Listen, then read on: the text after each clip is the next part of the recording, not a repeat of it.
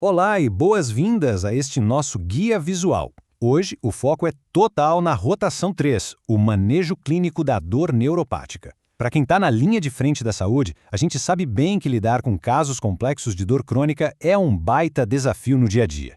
E é exatamente por isso que estamos aqui. Vamos decodificar protocolos baseados em evidências para a gente conseguir estruturar diagnósticos precisos, escolher o tratamento mais adequado e monitorar a resposta terapêutica com total segurança. Para começar, imagina que a dor neuropática é como um sistema de segurança de uma casa. Numa situação normal, o alarme só dispara quando tem um intruso real, certo? Uma lesão no tecido. Mas e quando o próprio fio do alarme está danificado? Pois é, ele começa a tocar sem parar, dia e noite, mesmo sem nenhuma ameaça externa batendo na porta.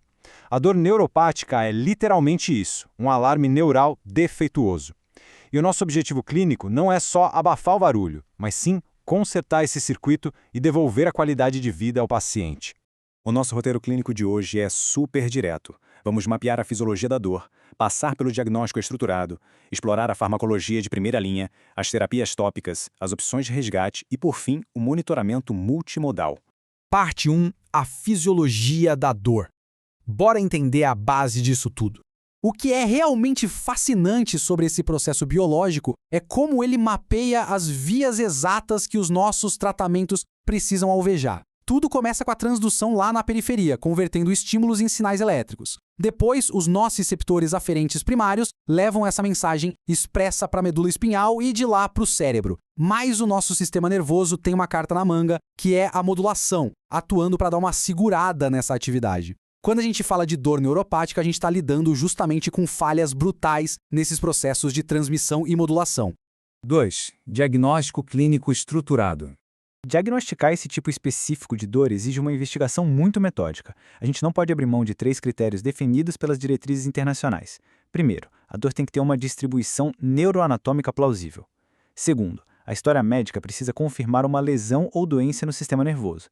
E terceiro, o exame físico tem que comprovar uma disfunção sensorial, tipo uma alteração na sensibilidade tátil ou térmica. E os exames de imagem e laboratório, como ressonância ou eletroneuromiografia? Bom, eles são complementos essenciais para achar a causa base, claro, mas o diagnóstico da dor em si é primordialmente clínico. E na correria da prática diária, como a gente consolida isso? O ponto-chave é usar ferramentas de rastreio, como a escala DN4. Se o paciente atingir uma pontuação de 4 ou mais, o diagnóstico de dor neuropática está consolidado na nossa rotina. É uma ferramenta fantástica que padroniza a nossa linguagem e ajuda demais a cravar o diagnóstico correto. 3. Farmacologia de primeira linha. Vamos ver como a gente constrói o nosso arsenal terapêutico. Entrando agora na artilharia pesada. Se a gente olhar para as diretrizes globais baseadas no sistema GRADE, existe uma recomendação forte a favor de 3 classes principais. Os gabapentinoides, como a gabapentina e a pregabalina, os inibidores de recaptação de serotonina e noradrenalina, como a dulocetina, e os antidepressivos tricíclicos. O alvo de todos eles, modular aquela neurotransmissão nociceptiva e acalmar de vez aquele alarme defeituoso que a gente comentou no começo.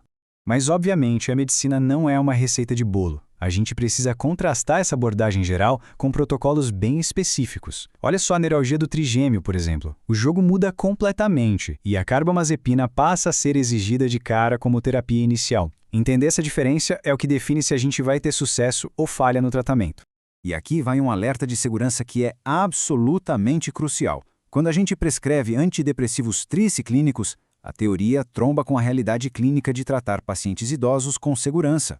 Doses altas nessa população aumentam absurdamente o risco de sedação, retenção urinária e, o pior de tudo, quedas. E tem mais, doses acima de 100 mg por dia trazem risco real de morte súbita cardíaca. Então a regra é clara, evitar passar de 75 mg por dia em idosos e sempre ajustar o tratamento para as comorbidades de quem está na nossa frente. 4. Terapias tópicas e específicas. Às vezes, medicações sistêmicas orais simplesmente não são a melhor saída logo de cara. Para dores superfocais, tipo a neuralgia pós-herpética, a indicação forte é partir para adesivos de lidocaína 5% ou creme de capsaicina. Essa é uma sacada excelente, principalmente para pacientes que não toleram os efeitos colaterais orais ou que já tomam um monte de outros remédios. É quase como um ataque cirúrgico, agindo só onde o problema está. 5 opções de resgate e intervenções. E quando a primeira linha de defesa falha? A escalada do tratamento obedece a um algoritmo bem estrito. Então, o ponto crucial aqui é o seguinte: se a primeira droga não funcionar, a gente não pula direto para os opioides, de jeito nenhum. O protocolo manda trocar por outra medicação dentro da mesma classe de primeira linha. A gente tenta isso 2, talvez 3 vezes. O resgate de segunda linha, como o tramadol, só entra em cena se precisar de um alívio agudo. E as opções pesadas de terceira linha ficam restritas para falhas crônicas confirmadas. Para aqueles casos realmente severos e refratários, a gente aciona os especialistas em dor para interromper o sinal na marra. Isso pode ser feito de forma reversível, com bloqueios anestésicos ou bombas intratecais, ou, em último caso, de forma irreversível, através de cirurgias ablativas, que literalmente queimam a via da dor, ou descompressões para liberar um nervo que está esmagado. 6. Monitoramento multimodal. Porque prescrever a receita é só o começo do trabalho. A gente precisa deixar claro que a reabilitação exige uma abordagem multiprofissional contínua. Fisioterapia, higiene do sono, apoio psicológico e TENS, isso não é perfumaria. Essas medidas não farmacológicas precisam ser empregadas sistematicamente. Por quê?